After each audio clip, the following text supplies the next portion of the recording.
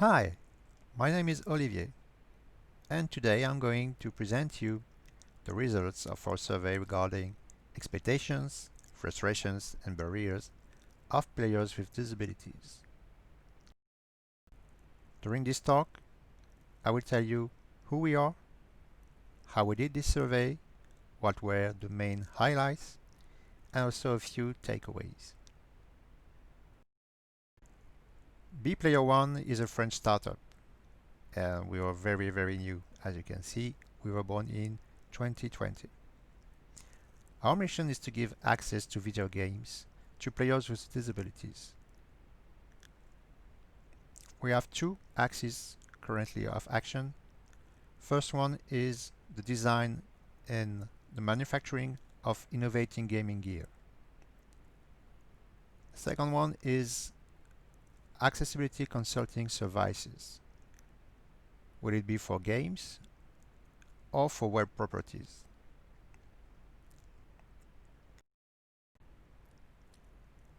What different goals for our survey?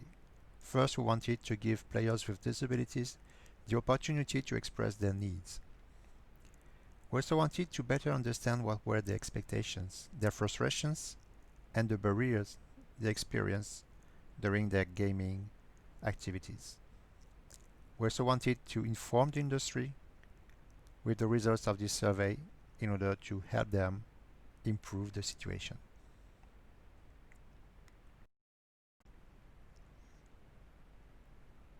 The survey was based on an online questionnaire that you can still take if you want at the URL that is shown here, survey.bplayer1allattached.com. You can also scan the QR code, which is on the right side of the slide. We addressed this questionnaire to persons with disabilities, whether they were gamers or not, and also to disability professionals, so that we get their insights too. The survey was conducted from February to June 2020. Most of the respondents were French speaking because the first version of the survey was in French. And as a result, we collected about 330 forms with exploitable results.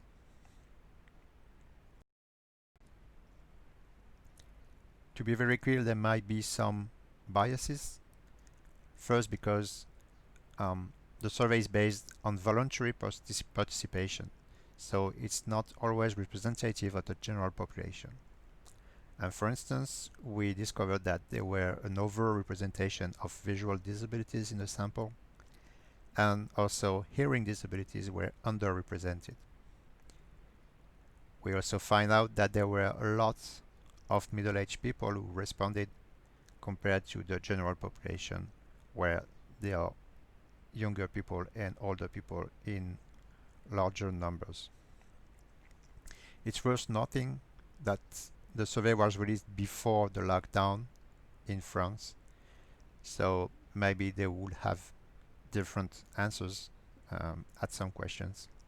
And also, we believe that there is a landmark, which is The Last of Us Part 2, and this survey was released way before this game, which is a game changer when we talk about accessibility.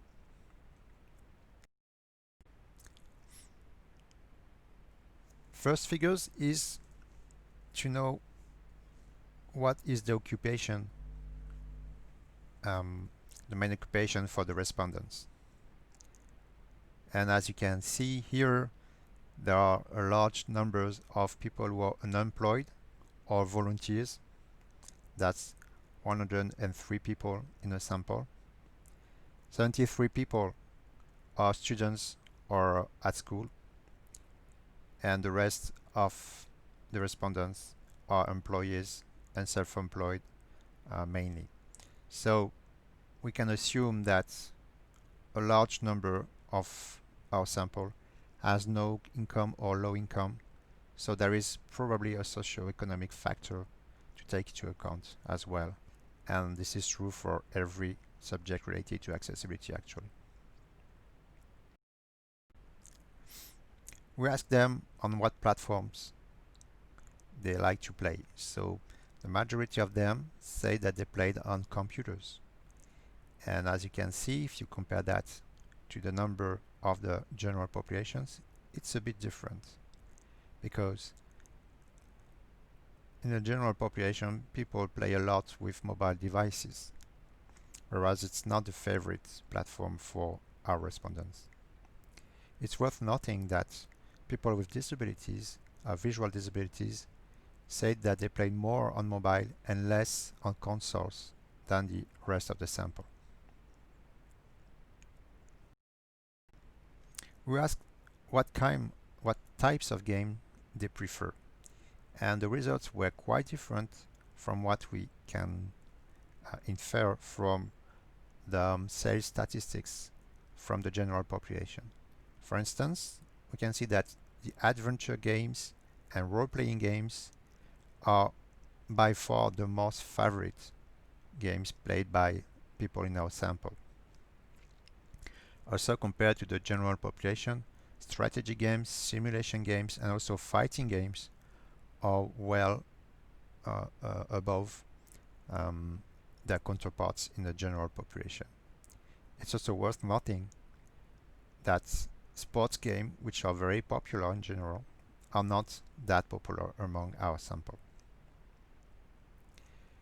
What is really interesting is that the type of disability seems to have no impact on the type of games that people like to play. So for us, it means that there is no reason to limit um, the genres of games that people can play um, with regards to their disability.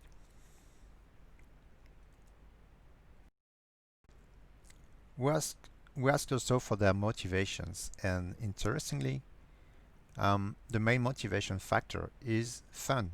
People just want to have fun actually, whether they are disabled or not. And we can also notice that there is a strong motivation which is to escape from reality. In fourth position, there was also um, the possibility to play without social barriers, and possibly it's distinctive of this population. It's also interesting to see that utilitarian purposes like therapy or rehab were really not sought after by people with disabilities. So making games that are utilitarian is not necessarily the way to go. People want to play games, and that's all.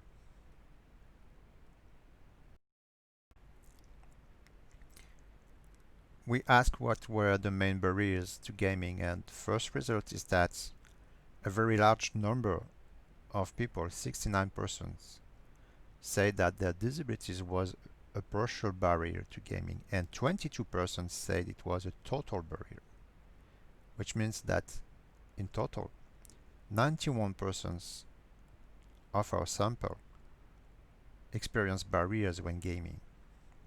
And we asked them what was, in their opinion, the reason, the core reason for that. And the broadest share of responses was video games are not accessible. Issues due to gaming gear, to equipment, were not the first ones. So it means that really the issue is inside games and not outside factors. Also, 2 out of 3 said they would play more if they could.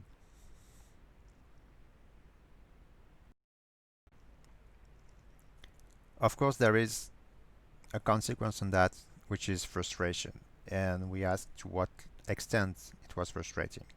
And almost half of them said that it was very or extremely frustrating. Only 4% of our sample said that it was not frustrating at all. So there is, for almost everybody, a level of frustration due to difficulty in gaming. And something that is quite striking to us is that only 30% of the sample never experienced um, the inability to play a game they have bought, which means that 70% of the sample say that at one point they bought a game that they could not play due to the disability, or better said, the lack of accessibility in this game. And 18% say that it happened so often that they stopped buying games, which is a huge loss in terms of market share. It means that one people out of five with disabilities have stopped buying. So it's very damaging for brands, of course, for current titles, but also for future titles. If you make inaccessible games, you're alienating a large portion of people with disabilities who will stop buying your products.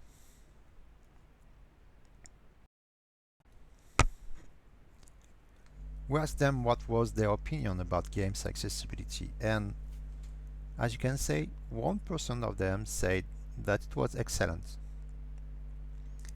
but 63% said it was insufficient, and 14% said it was non-existent, which is a very large number.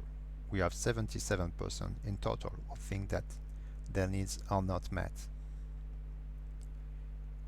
And among this sample, there was people with visual disabilities who had the worst opinion. 67% thought that it was insufficient, and 22% say that it was non-existent.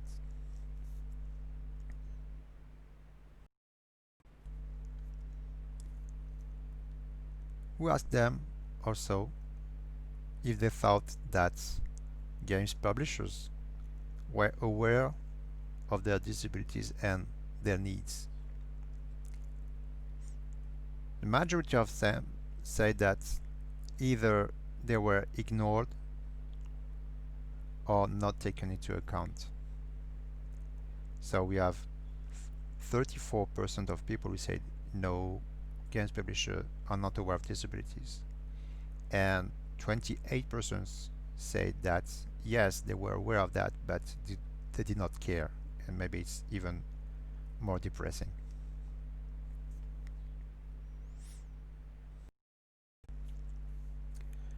We also tried to find out if they had ideas about how to improve the situation, and the most cited advice is to have games tested by professional players with disabilities, and 92% of the sample said yes, it's a good idea. 90% said that publishers should get some help from expert advice, and also 88% believe that having accessibility features printed on gaming packages or on a website is a good idea to help with accessibility. So let's wrap it up. It's obvious that players with disabilities have the same appetite as other gamers for games, video games. The people in our sample play as much and as often as a general population, and yet they say that there is a barrier to this activity for 91% of them. 45% in total said it was very or extremely frustrating. 18% have stopped buying games because of that, knowing that inaccessibility is the main reason for them for the barrier they experience. In terms of perceived solutions, specialized testing, specialized playtesting is the most cited solution, followed by expert support and also better information for players on packaging and also websites. That's it for today. We have a longer version of this survey with more data, more graphs, and also more insights that you can check at this URL, survey.bplayer1.com/2020. You can also scan the QR code on the right side of this slide. Let's keep in touch. My name is Olivier Nourry. You can contact me by phone. I'm in France. The national indicative is 33. 659 519320. You can also email me at olivier.nourry, Nourry, at bplayer1.com. See you soon!